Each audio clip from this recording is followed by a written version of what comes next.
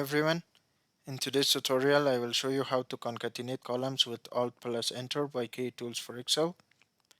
With Kutools for Excel's combined feature, you can also concatenate data in each column with Alt plus Enter by several clicks in Excel. Please do as follows. Select the columns you will concatenate. Click the Kutools tab. In the Range and Cells group, click the Merge and Split drop-down list and click Combine Rows, Combine uh, columns or cells without losing data. In the Combine Columns or Rows dialog box, please check Combine Rows option.